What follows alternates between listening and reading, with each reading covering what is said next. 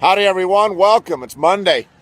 Hey, the cattle right here behind me. I'm still on our ranch here on Ironwood Road down on the desert.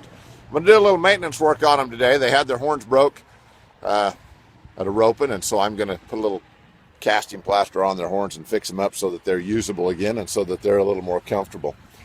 So a pretty good day ahead of me today. I'm going to try to get back up to Snowflake for a couple of days. So that's what's on the agenda for what Reed and Amy Flake are doing this week.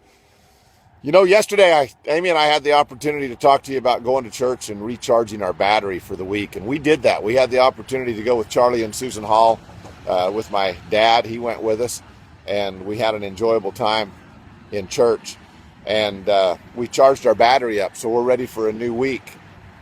Yesterday, a man that gave a sermon or a talk, I guess you could call it, in church, he spoke a little bit about how we have to look towards the horizon in our lives. And the definition of a horizon is something that is the furthest point away from where you're at. I'm looking at the horizon right now here in the valley, which are the mountains over there. Man, they're pretty this morning. A little haze over the top of them. We've had a little rain down here. But anyway, that's what the horizon is something that is far away from us. It's attainable if we move towards it, but it's something that we can't reach right now from where we're at.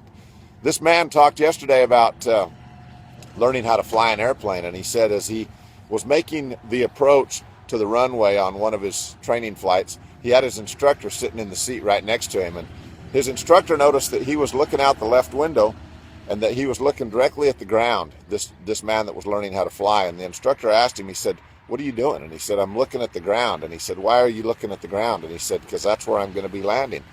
And he said, that's not where you want to be looking, because if you do that, you're going to crash this plane."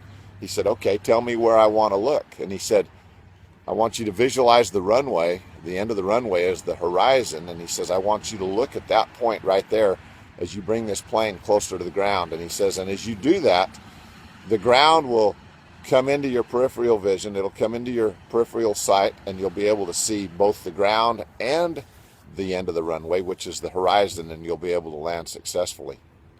He likened that, and I would like to do the same today, into our very own lives, where we have to sometimes not look at what's going on right around us. If we look at the ground, we're going to stumble and fall, and that's where we're going to end up. But if we look towards the horizon and where we want to be, then we can reach that goal, and we can attain it by pressing forward and going towards that horizon. So I hope today in our lives we will look towards the horizon, that anything that may be negative and might be around us immediately, we'll try to get out past it, and we'll move towards that horizon. So everybody have a great day today. I know Amy and I are, and we're going to try to get back up to Snowflake today and be up there for a couple of days, and we'll talk to you all tomorrow. So have a great day.